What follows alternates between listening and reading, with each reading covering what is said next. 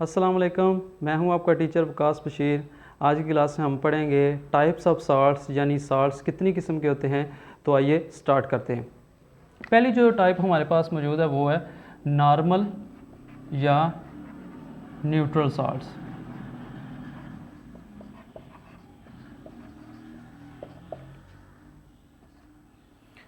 इसमें क्या होता है कि जो हमारे पास एसिड होता है ना, उसके जितने भी आयोनाइजेबल हाइड्रोजन आयन्स होते हैं उनकी टोटल रिप्लेसमेंट होती है या तो मेटल से या अमोनियम आयन से। तो हम देखते हैं कि हमारे पास जो पहली एग्जांपल है वो है HCl। जब रिएक्शन करता है पोटाशियम हाइड्रोक्साइड के साथ, तो ये हमारे पास जितने भी इसके हाइड्रोजन आयन्स हैं जो रिप्लेसेबल हैं हाइड्रोजन आयन्स, वो रिप्लेस होते हैं मेटल के साथ। ये हमारे पास मेटल है। अब इसको हम देखते हैं कि ये किस तरह से होगा। हाइड्रोजन और क्लोरीन हमारे पास मौजूद है और पोटाशियम और हाइड्रोक्साइड, पोटाशियम हाइड्रोक्साइड मौजूद है। अब ये हाइड्रोजन और ये क्लोरीन आपस में बांड तोड़ेंगे तो ये क्लोरीन के ऊपर नेगेटिव चार्ज आ जाएगा, क्योंकि इसने जो इन दोनों के दरमियान शेयर्ड पेयर ऑफ इलेक्ट्रॉन था वो अपनी तरफ खींच लिए। अब इसके ऊपर पॉजिटिव चार्ज आया। इस पॉजिटिव चार्ज को ख़त्म करने के लिए ये क्या करता है कि इसको लोन पेयर ये नज़र आते हैं ऑक्सीजन के ऊपर, तो इसके साथ ये बॉन्ड बनाने की कोशिश करता है। अब ये यहाँ से हम इसको रिमूव करते हैं और ये इस ऑक्सीजन के साथ बॉन्ड बनाएगा, क्योंकि इसके ऊपर लोन पेयर मौजूद है। तो लोन पेयर की मौजूदगी की वजह से ये शेयर कर लेते हैं हाइड्रोजन के साथ और बॉन्ड बना लेते हैं। अब इसमें हमारे पास इसके जब ये लोन पेयर शेयर करते हैं तो इसके ऊपर पॉजिटिव चार्ज आ जाता है। अब पॉजिटिव चार्ज आपको पता है कि अनस्टेबल होता है, ज़्यादा टाइम तक ये नहीं रख सकता। तो ये क्या करेगा, इस पॉजिटिव चार्ज को ख़त्म करने के लिए इस पोटाशियम के साथ ये बॉन्ड तोड़ेगा और ये जो लोन पेयर जो इधर 2 इलेक्ट्रॉन थे ये क्या करेगा, अपनी तरफ खींच लेगा। तो जो इसने शेयर किया था हाइड्रोजन के साथ इसके पास वापस आ गया। तो एक हमारे पास ये प्रोडक्ट होगी H2O, और दूसरी हमारे पास अब देखेंगे पोटाशियम और क्लोराइड रह गए, इसके ऊपर पॉजिटिव और नेगेटिव। ये आपस में दोनों आयोनिक बॉन्ड बना लेंगे। क्लोराइड जो है इसको अपना एक इलेक्ट्रॉन जो इजाफी इसके पास मौजूद है वो पोटाशियम को दे देगा, तो हमारे पास ये पोटाशियम क्लोराइड आ गया। अब देख सकते हैं कि ये हाइड्रोजन रिप्लेस हो गया इस पोटाशियम के साथ, इस पोटाशियम के साथ हाइड्रोजन रिप्लेस हो गए। तो ये हमारे पास होते हैं न्यूट्रल साल्ट। ये न्यूट्रल साल्ट हमारे पास आ गया। न्यूट्रल साल्ट इसलिए इसको कहते हैं क्योंकि ये लिटमस पर न्यूट्रल होता है, इसलिए हम इसको न्यूट्रल साल्ट कहते हैं। इसमें हमारे पास जो दूसरी एग्जांपल है वो है हमारे पास सल्फ्यूरिक एसिड और जिंक ऑक्साइड की। इसको हम देख लेते हैं। सल्फ्यूरिक एसिड H2SO4 और हमारे पास मौजूद है जिंक ऑक्साइड। अब इसको हम जब लिखते हैं इसकी सल्फ्यूरिक एसिड का स्ट्रक्चरल फार्मूला, तो इस तरह से हमारे पास आता है। और zinc oxide, zinc double bond बनाता है ऑक्सीजन के साथ। अब यहाँ से एक ऑक्सीजन जो है ना हाइड्रोजन के साथ बॉन्ड तोड़ेगी और ऑक्सीजन के ऊपर नेगेटिव और हाइड्रोजन के ऊपर पॉजिटिव चार्ज आ जाएगा, क्योंकि ये इलेक्ट्रॉन जो है ना पेयर अपनी तरफ अट्रैक्ट कर लेती है, तो इसलिए इसके ऊपर नेगेटिव चार्ज आएगा। ये हाइड्रोजन क्या करेगा, अपना वैलेंस शेल कंप्लीट करने के लिए ये ऑक्सीजन के साथ आके बॉन्ड बनाता है, क्योंकि ऑक्सीजन के ऊपर लोन पेयर मौजूद है, तो इस वजह से ये ऑक्सीजन के साथ बॉन्ड बनाते हैं। अब जब इसने लोन पेयर अपना शेयर किया तो इसके ऊपर पॉजिटिव चार्ज आ गया। पॉजिटिव चार्ज को ख़त्म करने के लिए जिंक के साथ इसने बॉन्ड तोड़ा अपना, और जिंक के ऊपर अब एक पॉजिटिव चार्ज आ गया, क्योंकि इसने जो इसके साथ शेयर किया हुआ था इलेक्ट्रॉन वो छीन लिया ऑक्सीजन ने। अब ये हमारे पास इसका ये पॉजिटिव चार्ज ख़त्म हो गया। अब दूसरा भी हाइड्रोजन क्या करता है कि इसी तरह इससे बॉन्ड तोड़ते हैं और इस पे ऊपर पॉजिटिव और इसके ऊपर इसके ऊपर नेगेटिव और इसके ऊपर पॉजिटिव चार्ज आते हैं। ये हाइड्रोजन भी क्या करता है कि इस ऑक्सीजन के साथ आके बॉन्ड बनाता है। यहाँ से हम इसको रिमूव कर लेते हैं। अब जब इसने अपना लोन पेयर इसके साथ शेयर किया है तो इसके ऊपर पॉजिटिव चार्ज आ जाता है। इस पॉजिटिव चार्ज को ख़त्म करने के लिए ये जिंक के साथ जो दूसरा इसका बॉन्ड है वो भी तोड़ देता है और इलेक्ट्रॉन का पेयर अपनी तरफ खींच लेता है। अब जिंक के ऊपर एक और इलेक्ट्रॉन की कमी आ गया, तो ये हमारे पास Zn+2 आ गया। अब ये हमारे पास एक वाटर मॉलिक्यूल बन गया, इसको हम लिख लेते हैं।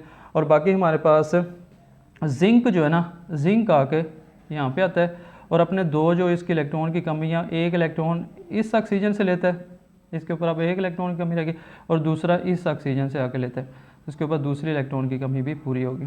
तो आप देख सकते हैं जहाँ पे जो 2 हाइड्रोजन थे, एक इधर हाइड्रोजन और एक यहाँ पे हाइड्रोजन मौजूद था, ये दोनों रिप्लेस हो गए इस जिंक के साथ। तो हमारे पास मेटल के साथ ये रिप्लेस हो गया, तो इसको हम लिखेंगे ZnSO4।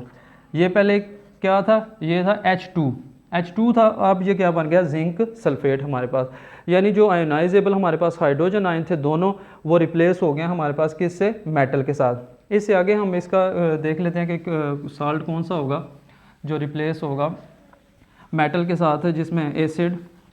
तीसरा जो हमारे पास है वो है फास्फोरिक एसिड H3PO4, और ये रिएक्शन करता है हमारे पास सोडियम हाइड्रोक्साइड के साथ।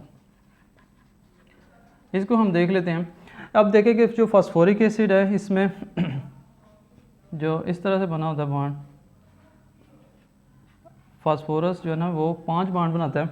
अब इसके हर ऑक्सीजन के साथ एक हाइड्रोजन अटैच है, सिर्फ एक इसको छोड़ के, क्योंकि इसके ऑलरेडी 2 बॉन्ड पूरे हैं तो इसलिए। अब ये हमारे पास 3 ही हमारे पास सोडियम हाइड्रोक्साइड भी मौजूद होंगे।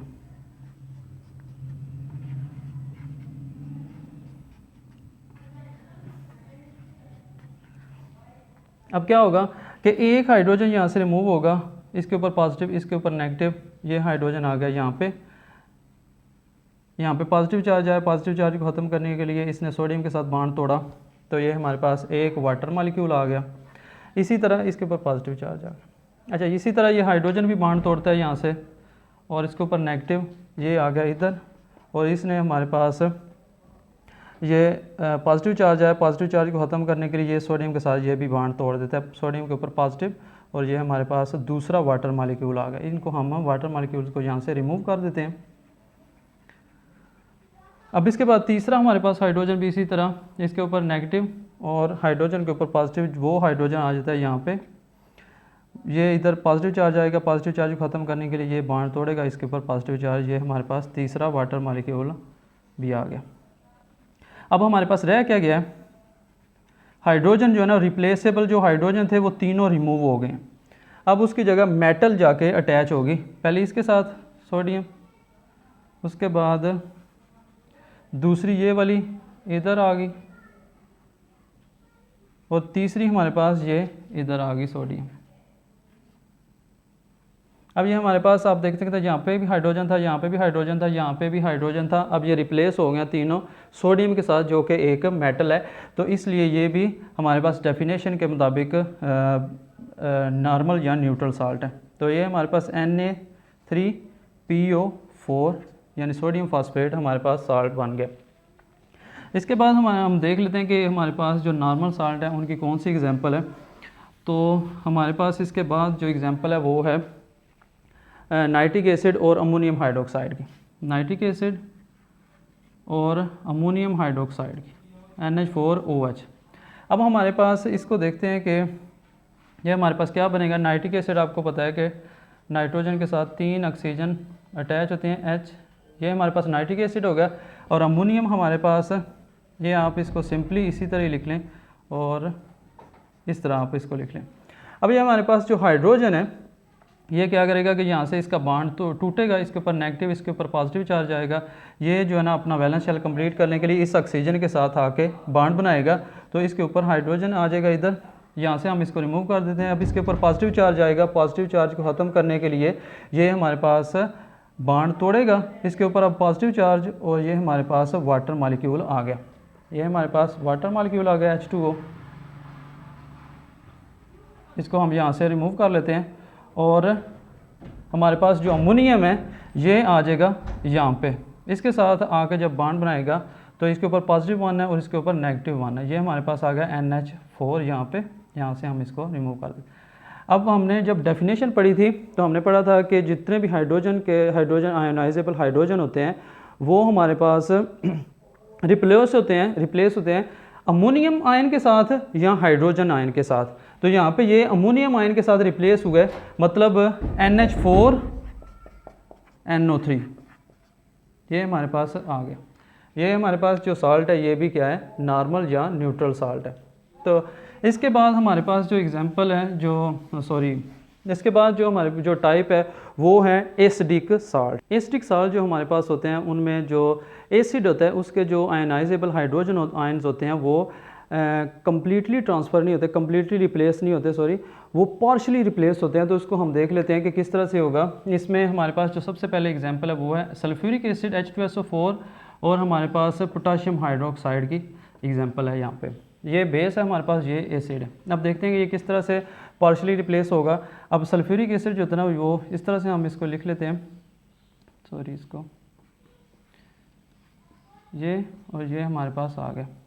अब हमारे पास जो पोटाशियम हाइड्रोक्साइड है वो इसको हम पोटाशियम OH इस तरह लिख लेते हैं।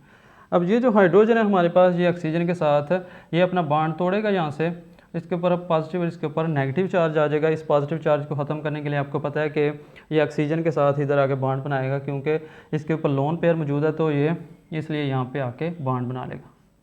जब यहाँ पे बॉन्ड बनाएगा तो इसके ऊपर पॉजिटिव चार्ज आएगा, इस पॉजिटिव चार्ज को ख़त्म करने के लिए ये इस मेटल के साथ बॉन्ड तोड़ देगा। यहाँ पे हमारे पास ये H2O यानी वाटर मॉलिक्यूल आ गया, इसको हम यहाँ से रिमूव कर देते हैं। बाकी रह के गया हमारे पास एक पोटाशियम यानी मेटल और एक हमारे पास सल्फ्यूरिक एसिड का इनकम्प्लीट, जहाँ पे रिप्लेस हुआ है या इनकम्प्लीट ट्रांसफ़र हुआ है हाइड्रोजन का। अब ये हमारे पास जो एक ऑक्सीजन जिसके ऊपर नेगेटिव चार्ज है उसके साथ ये पोटाशियम जाके अटैच हो जाता है, तो ये यहाँ पे हम इसको रिमूव कर लेते हैं। तो ये हमारे पास देखें कि अभी इनकम्प्लीट या पार्शियल रिप्लेसमेंट हुई है हाइड्रोजन की। एक हाइड्रोजन रिमूव हुआ है लेकिन दूसरा हाइड्रोजन रिमूव नहीं हुआ, तो इसलिए हमारे पास जो साल्ट बनता है ये बनेगा KHSO4, यानी एक K एक H और एक हमारे पास सल्फेट आ गया। तो ये हमारे पास आ गया पोटाशियम हाइड्रोसल्फेट। तो ये जो साल्ट हमारे पास बना है ये भी न्यूट्रल साल्ट में तब्दील हो सकता है अगर हम मज़ीद इसको बेस के साथ रिएक्शन करवाएं। ये हमारे पास एसिडिक साल्ट है, इसको अगर आपने न्यूट्रल साल्ट में तब्दील करना है तो आपको इसको फिर से बेस के साथ रिएक्ट करवाना है, पोटाशियम हाइड्रोक्साइड। ये हमारे पास अब ये जो पोटाशियम है ये इस हाइड्रोजन के साथ ऊपर, जैसे ये पोटाशियम ने इन दोनों हाइड्रोजन में से एक के साथ अटैच हो गया थे, अब हमारे पास एक ही हाइड्रोजन रह गया तो उसकी जगह ये पोटाशियम आके अटैच हो जाएगा। तो इसको हम K2SO4 यानी इस H की जगह भी अब ये हमारे पास पोटाशियम आ गया, और ये जो H था और ये हमारे पास हाइड्रोक्सल है ना, ये दोनों आपस में मिल के H2O बना देते हैं। तो ये हमारे पास अब कंप्लीट इसमें रिप्लेसमेंट हो गया हाइड्रोजन आयंस की। तो ये हमारे पास न्यूट्रल साल्ट है और ये हमारे पास एसिडिक साल्ट है। इसके बाद हम देख लेते हैं इसकी मज़ीद एग्जांपल। इसके बाद जो हमारे पास एग्जांपल है वो है फास्फोरिक एसिड और सोडियम हाइड्रोक्साइड की, H3PO4 और हमारे पास दूसरा सोडियम हाइड्रोक्साइड। इसमें हमारे पास 3 सोडियम हाइड्रोक्साइड होंगे। तो H3PO4 को लिख लेते हैं पहले, सॉरी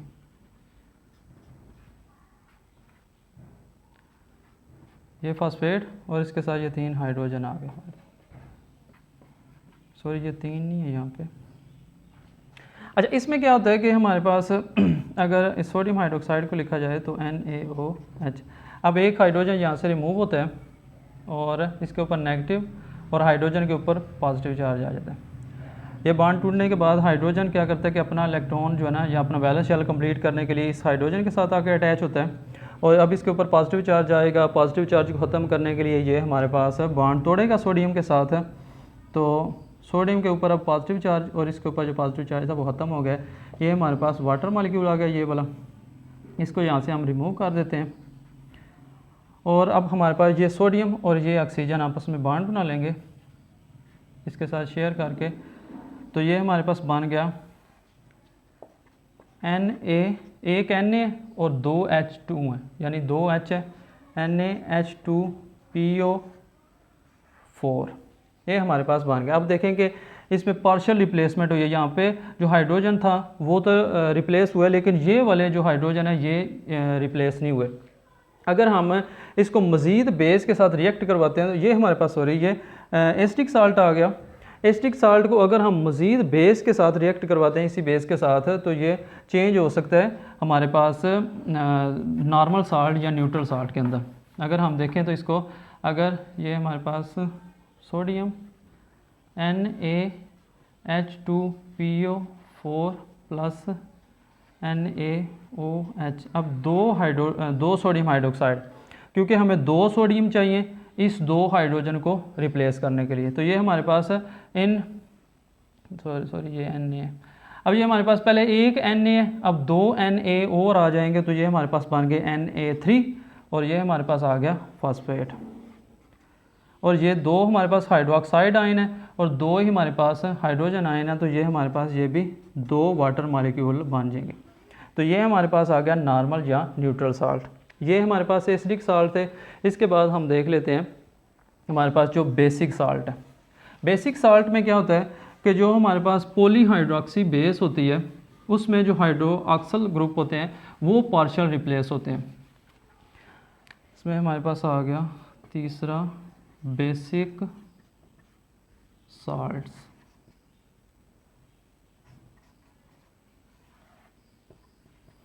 अब इसमें हमारे पास जो एग्जांपल है वो है एल्युमिनियम हाइड्रोक्साइड और हाइड्रोक्लोरिक एसिड की। एल्युमिनियम हाइड्रोक्साइड और हमारे पास सोडियम HCl। ये हम देखते हैं कि किस तरह ये आपस में रिएक्शन करेंगे और पार्शियल रिप्लेस करेंगे हाइड्रोक्साइड को। अब इसमें देखें तो एल्युमिनियम जो है ना वो 3 बॉन्ड बनाता है, एक OH यहाँ पे लग गया, एक OH यहाँ पे लग गया और एक OH यहाँ पे लग गया। HCl हमारे पास ये H और ये Cl। अब जब ये इन दोनों के दरमियान बॉन्ड टूटेगा तो इसके ऊपर पॉजिटिव चार्ज, इसके ऊपर नेगेटिव चार्ज। अब ये पॉजिटिव चार्ज क्या करेगा कि अपना वैलेंस शेल कंप्लीट करने के लिए इसको ये इस ऑक्सीजन के साथ आके बॉन्ड बनाएगा, क्योंकि इसके ऊपर लोन पेयर मौजूद है। ये आ गया हाइड्रोजन यहाँ पे, जब यहाँ पे आया तो इसके ऊपर पॉजिटिव चार्ज आया। पॉजिटिव चार्ज को ख़त्म करने के लिए इसने इसके साथ बॉन्ड ये तोड़ दिए। इसके ऊपर बॉन्ड तोड़ेगा तो इसके ऊपर आ जाएगा +1 चार्ज। ये हमारे पास एक H2O आ गया, इसको हम यहाँ से रिमूव कर लेते हैं। बाकी हमारे पास रह गया क्लोराइड आयन। इस क्लोराइड को हम इसके साथ लिख लेते हैं। ये इसके ऊपर पॉजिटिव था, इसके ऊपर नेगेटिव चार्ज था, दोनों ने आपस में शेयर करके इलेक्ट्रॉन क्या हो गए, दोनों न्यूट्रल हो गए। अब हमारे पास ये जो हाइड्रोक्सल आयन था यहाँ पे जो मौजूद था हाइड्रोक्सल आयन, ये तब्दील हो गया इस क्लोराइड आयन के साथ। अब पार्शियल रिप्लेसमेंट हुई है हाइड्रोक्सल आयन की, यानी एक तो हाइड्रोक्सल आयन यहाँ पे रिप्लेस हुआ है, लेकिन बाकी जो 2 हैं वो हमारे पास ऐसे ही मौजूद हैं। अब हम इसको लिख लेते हैं, एक एल्युमिनियम है, हमारे पास 2 हाइड्रोक्सल हैं OH2 और हमारे पास ये क्लोराइड है। ये हमारे पास बेसिक साल्ट है, क्योंकि ये लिटमस पे बेसिक होता है लिटमस पे, तो इसलिए इसको हम बेसिक साल्ट कहते हैं, क्योंकि इसमें 2 हाइड्रोक्सल ग्रुप हैं तो इसकी बेसिक प्रॉपर्टीज़ होती हैं, इसलिए हम इसको बेसिक साल्ट कहते हैं। ये भी न्यूट्रल साल्ट में तब्दील हो जाता है अगर इसको मज़ीद हम एसिड के साथ रिएक्ट करवाएं। तो 2 हमारे पास अभी हाइड्रोक्सल ग्रुप मौजूद है, तो इनको अगर हम 2 हाइड्रोक्लोरिक एसिड के साथ रिएक्ट करवाएं, यानी ये OH ट्वाइस Cl 2 अगर हाइड्रोक्लोरिक एसिड के साथ हम रिएक्ट करवाएं तो ये हमारे पास एक तो 2 वाटर मालिक्यूल बनेंगे, क्योंकि ये 2 हमारे पास हाइड्रोक्सल रिमूव हो रहे हैं और यहाँ पे 2 हाइड्रोजन रिमूव हो रहे हैं, तो 2 हमारे पास वाटर मालिक्यूल आ गए। और अब ये जो 2 हाइड्रोक्सल ग्रुप हैं इनकी जगह अब 2 हमारे पास ये क्लोराइड आयन, क्योंकि ये 2 हैं तो ये 2 क्लोराइड आयन है इसकी जगह आके लगे, तो ये बन जाएगा Al। पहले एक Cl था, अब 2 और आ जाएंगे AlCl3। हाइड्रोक्सल आयन यहाँ पे रिमूव हो गए हैं और 2 क्लोराइड आयन आ गए, तो ये हमारे पास बन गया नॉर्मल साल्ट। तो इसमें मकसद ये है कि आप जो बेसिक साल्ट है उसको आप आगे नॉर्मल या न्यूट्रल साल्ट में चेंज कर सकते हैं। इसके बाद जो हम देख लेते हैं कि इसकी एग्जांपल कौन सी है। इसके बाद हमारी जो एग्जांपल है वो है हमारे पास लेड हाइड्रोक्साइड और एसिटिक एसिड की। लेड हाइड्रोक्साइड और हमारे पास CH3COOH एसिटिक एसिड हमारे पास मौजूद है। अब लेड हाइड्रोक्साइड हम देखते हैं कि इसके साथ 2 हाइड्रोक्साइड अटैच होते हैं और ये रिएक्ट करता है एसिटिक एसिड के साथ COH। अब ये देखते हैं कि हम किस तरह ये रिएक्ट करेंगे। यहाँ से ये हाइड्रोजन दोनों के दरमियान बॉन्ड टूटेगा, इसके ऊपर नेगेटिव और इसके ऊपर पॉजिटिव चार्ज आएगा। इस पॉजिटिव चार्ज को ख़त्म करने के लिए ये क्या करेगा कि इस ऑक्सीजन के साथ, इसको हम इस तरह लिख लेते हैं, इस ऑक्सीजन के साथ जाके बॉन्ड, इस ऑक्सीजन के साथ भी कर सकते हैं, इस ऑक्सीजन के साथ भी, ये आपकी मर्ज़ी है। अब हम देखते हैं कि इसको हम इसके साथ बॉन्ड इसका बनवाते हैं, इसको हम यहाँ से रिमूव कर देते हैं। अब इसके ऊपर पॉजिटिव चार्ज आएगा, पॉजिटिव चार्ज को ख़त्म करने के लिए ये इस लेड के साथ बॉन्ड तोड़ देगा। इसके साथ बॉन्ड तोड़ेगा तो इसके ऊपर पॉजिटिव चार्ज और ये हमारे पास एक वाटर मॉलिक्यूल आ गया H2O। अब ये हमारे पास एसीटेट आयन मौजूद है, तो ये और ये लेड हाइड्रोक्साइड आपस में ये नेगेटिव है और ये पॉजिटिव है, तो इनका हम डायरेक्शन चेंज करके इसको अगर हम CH3 को इस साइड पे लिख लें और ऑक्सीजन को हम इस साइड पे लिख लें, इसका बांड थोड़ा लंबा कर लेते हैं।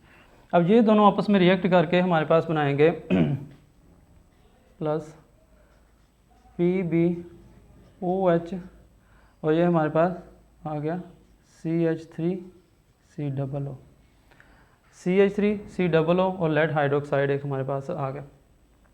अब इसके बाद हम देख लेते हैं कि हमारी कौन सी एग्जांपल है इसमें भी क्या हुआ है कि हाइड्रोक्सल आयन को मज़ीद हम आगे अगर एसिटिक एसिड के साथ रिएक्ट करवाएं तो हमारे पास ये नॉर्मल साल्ट में चेंज हो सकता है, लेकिन हम क्योंकि पढ़ रहे हैं बेसिक साल्ट तो इसको हम यहाँ पे ही रखेंगे। इससे आगे हमने जो एग्जांपल है हमारी हम देख लेते हैं कि कौन सी है। इसके बाद हमारी एग्जांपल है जिंक हाइड्रोक्साइड और नाइट्रिक एसिड की। इसको भी हम देख लेते हैं किस तरह से ये, और जिंक हाइड्रोक्साइड और नाइट्रिक एसिड। अब ये किस तरह से रिएक्शन होगा कि आपको पता है कि जिंक के साथ, जिंक की वैलेंसी 2 होती है, 2 हाइड्रोक्साइड इसके साथ अटैच होंगे और नाइट्रिक एसिड में हमारे पास इस तरह से नाइट्रिक एसिड होता है। अब ये बॉन्ड जो है ना वो रिमूव होगा, ब्रेक होगा, इसके ऊपर नेगेटिव चार्ज आएगा और हाइड्रोजन के ऊपर पॉजिटिव चार्ज आएगा। इस पॉजिटिव चार्ज को ख़त्म करने के लिए ये इस ऑक्सीजन के साथ आके बॉन्ड बनाएगा। जब बॉन्ड बनाएगा तो ऑक्सीजन के ऊपर पॉजिटिव चार्ज आएगा, उस पॉजिटिव चार्ज को ख़त्म करने के लिए ये इस जिंक के साथ बॉन्ड तोड़ेगा और जब अब जिंक पे +1 चार्ज आ गया क्योंकि इससे एक इलेक्ट्रॉन ले लिया ऑक्सीजन। ये हमारे पास एक वाटर मॉलिक्यूल बन गया और बाकी हमारे पास हम ये हाइड्रोजन तो यहाँ पे चला गया था। अब ये ऑक्सीजन और ये हमारे पास जिंक जो है ना, इन दोनों पे एक पे नेगेटिव और एक पे पॉजिटिव चार्ज है, तो ये आपस में शेयर करके बॉन्ड बना लेंगे। इसको हम लिख लेते हैं, हमारे पास आ जाएगा ZnOH और हमारे पास है NO3 नाइट्रेट।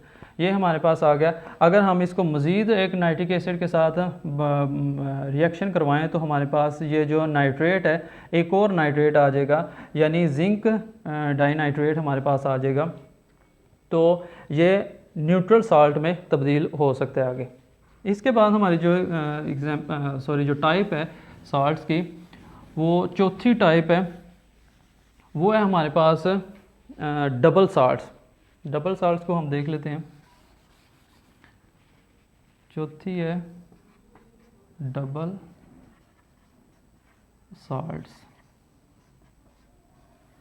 डबल साल्ट्स में क्या होता है कि दो साल्ट्स के इक्विमोलर सॉल्यूशन को जब मिलाया जाता है, आपने इक्विमोलर सॉल्यूशन मतलब ये है कि एक जो साल्ट है ना उसको अगर आपने 1 मोलर सॉल्यूशन लिया तो दूसरे का भी आपने 1 मोलर सॉल्यूशन ही लेना है। उसमें आपने जब दोनों को आपने मिक्स करना है तो उनके फिर आपने क्रिस्टलाइजेशन करनी है। क्रिस्टलाइजेशन जब आप करेंगे तो उनके क्रिस्टल्स बन जाएंगे, लेकिन जो दोनों साल्ट होंगे ना वो अपनी अलग अलग से करैक्टरिस्टिक प्रॉपर्टीज़ शो करेंगे। तो इसमें हमारे पास 2-3 जो डबल साल्ट्स हैं उनकी एग्जांपल हम देख लेते हैं। पहला तो जो है वो मोहर साल्ट है, मोहर्स साल्ट। इसमें हमारे पास इसका फार्मूला है फेरस सल्फेट और हमारे पास है अमोनियम NH4 ट्वाइस SO4 और इसमें हमारे पास होते हैं 6 वाटर मार्क। क्योंकि ये क्रिस्टलाइज़ किया ही हमने इसको, दोनों, ये एक साल्ट था और ये एक साल्ट था, इन दोनों को हमने जब इनका इक्विमोलर सॉल्यूशन लिया तो उनको हम जब क्रिस्टलाइज़ किया तो उनके अंदर ये वाटर ऑफ क्रिस्टलाइजेशन भी मौजूद होगा। तो ये एक हमारे पास मोहर साल्ट हो गया। दूसरा हम देखते हैं कि हमारे पास है पोटाश एलम, जिसको हम फटकड़ी भी कहते हैं। ये हमारे पास होता है पोटाशियम सल्फेट K2SO4, एक ये साल्ट, और दूसरा हमारे पास एल्यूमिनियम सल्फेट Al2SO4 थ्राइस। इसके अंदर 24 वाटर मॉलिक्यूल जो है ना वो क्रिस्टलाइज होते हैं इसके एक यूनिट के अंदर। ये हमारे पास एक पोटाशियम सल्फेट और एल्यूमिनियम सल्फेट का जब हम साल्ट मिलाते हैं तो हमारे पास ये पोटाश एलम बनता है। तीसरी जो हमारे पास एग्जांपल है वो है फेरस सल्फेट, फेरक एलम। फेरक एलम को भी हम देख लेते हैं। ये बड़े इंपॉर्टेंट साल्ट्स हैं, ये अक्सर जो है ना ये शॉर्ट क्वेश्चन में इनका फार्मूलाज, इनके नाम पूछे जाते हैं, तो ये आपने इनके फार्मूलाज और नाम याद रख लेने। फेरक एलम में क्या होता है कि पोटाशियम सल्फेट K2SO4 और फेरक सल्फेट FeSO4 थ्राइस। यहाँ पे हमारे पास ये फेरस है क्योंकि इसकी वैलेंसी 2 है, यहाँ पे ये फेरक है क्योंकि इसकी वैलेंसी 3 है। तो फेरक सल्फेट, ये आपने इनको थोड़ा डिस्टिंग्विश करना है। अब इसमें हमारे पास इसमें भी 24 water molecule water of crystallisation के होते हैं। ये हमारा था डबल साल्ट कि इसमें किस तरह से दो साल्ट के इक्विमोलर सोल्यूशन को हम करते हैं, क्रिस्टलाइज करते हैं, और हमारे पास जो साल्ट बनता है उसमें जो दोनों साल्ट होते हैं वो अपनी अलग अलग से कैरेक्टरिस्टिक प्रॉपर्टीज़ शो करते हैं। इसके बाद जो हमारा साल्ट है वो है मिक्स्ड साल्ट।